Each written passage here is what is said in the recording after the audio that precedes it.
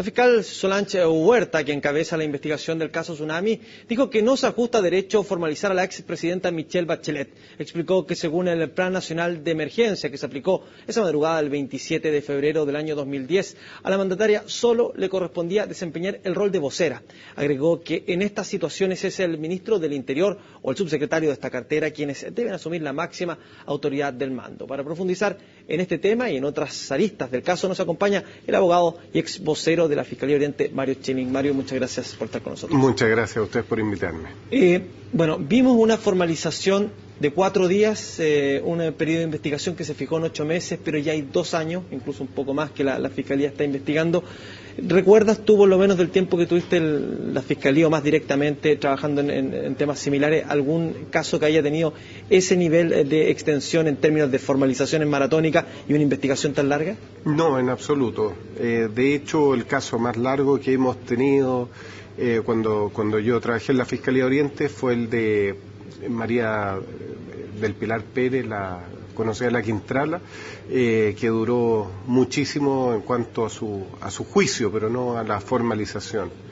Este es un caso, yo creo, inédito, junto con el de La Polar, que también estuvo extendido por varias horas. Claro, pero La Polar, a mí me tocó ir a esa formalización, fue 2 días, una incluso hasta las 2 de la mañana, pero en esa ocasión... Y el del incendio de San Miguel, también esa fue larga. También, pero todo eso son casos posteriores a mi salida del Ministerio Público, así que la respuesta es muy concreta. Durante mi periodo de trabajo, que se extendió del 2004 hasta el 2011, ningún episodio tan extenso ni tan largo. Bueno, pero te pregunto porque hay muchos recursos que se han invertido y obviamente eso es absolutamente pertinente por el lado de esclarecer qué fue lo que sucedió realmente con la gran cantidad de chilenos que lamentablemente fallecieron durante esas horas posteriores al terremoto.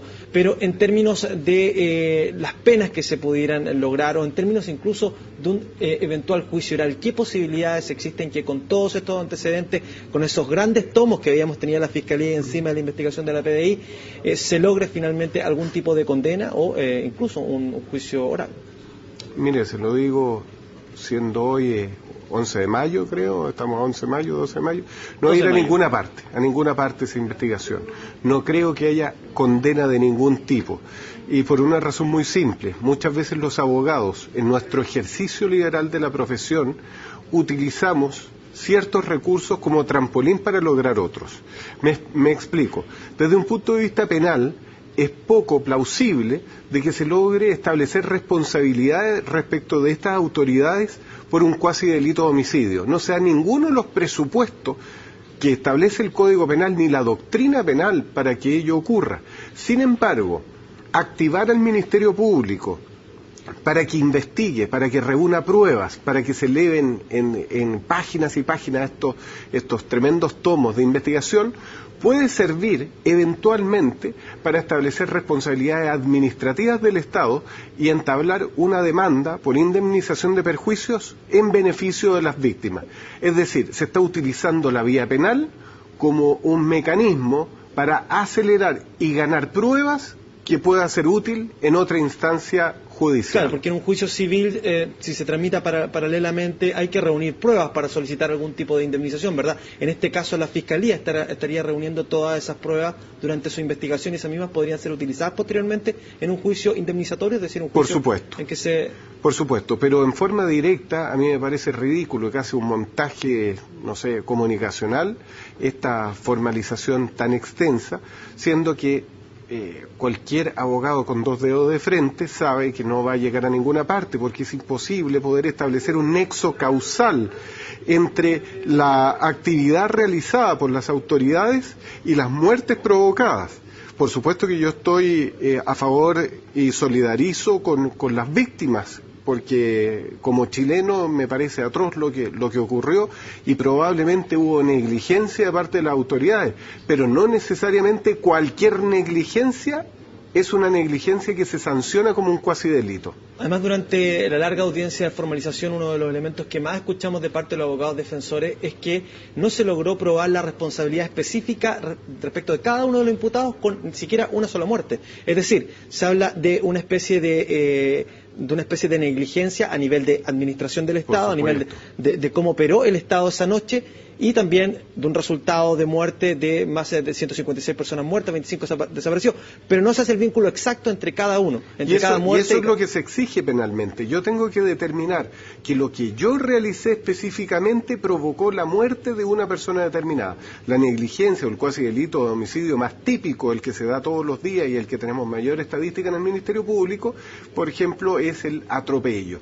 Tú estás conduciendo tu vehículo, empiezo a revisar mi correo electrónico, me pongo a tuitear y atropello a una persona porque no la estaba mirando. Allí hay una negligencia y un descuido que es previsible, esa es la palabra clave, es previsible, es probable que ocurra, es decir, si yo tuiteo mientras estoy manejando, es tremendamente probable que atropelle personas. Ahora, si yo soy una autoridad y no tengo una preparación adecuada o técnica, como se ha dicho, y hay una especie de alarma, existe la probabilidad de un tsunami, ¿cómo voy a prever esa situación y prever respecto a la muerte de cuántos o tantos? El único que podría ser condenado en esto sería Jesucristo o algún hijo de Dios o algún adivino, pero con una certeza absoluta, que va a saber que con su acción va a provocar o puede provocar con ese descuido la muerte de tantas personas. O sea que tu juicio aquí probablemente ni siquiera lleguemos a juicio oral.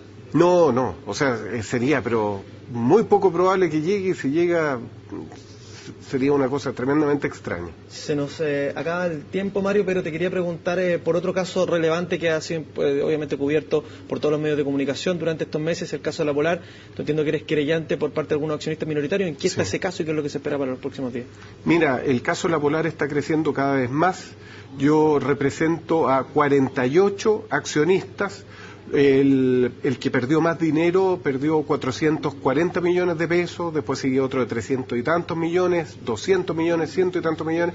Es decir, son muchas personas, son 40 y tantas personas que perdieron dinero invirtiendo en La Polar. Nosotros estamos presentando querella criminal por las responsabilidades que caben y demanda civil. Y esperamos, en el muy corto plazo, poder recuperar los dineros de esas personas que perdieron al invertir en esta timba llamada La Polar, en este fraude colectivo, gracias a las indemnizaciones de perjuicio que pretendemos lograr. Y en eso me siento muy contento, muy orgulloso. Ha llegado mucha gente a mi oficina a consultar y hemos logrado darle plena satisfacción a cada uno de esos clientes en cuanto a las expectativas que nosotros queremos perseguir. Bueno, muchas gracias, Mario. Encantado, feliz de estar acá. Bueno, y con esta información respecto a dos casos tan relevantes y tan cubiertos por los medios, dejamos hasta aquí este segmento de noticias, pero usted continúa en compañía de CNN Chile porque, por supuesto, tenemos mucha más programación para usted.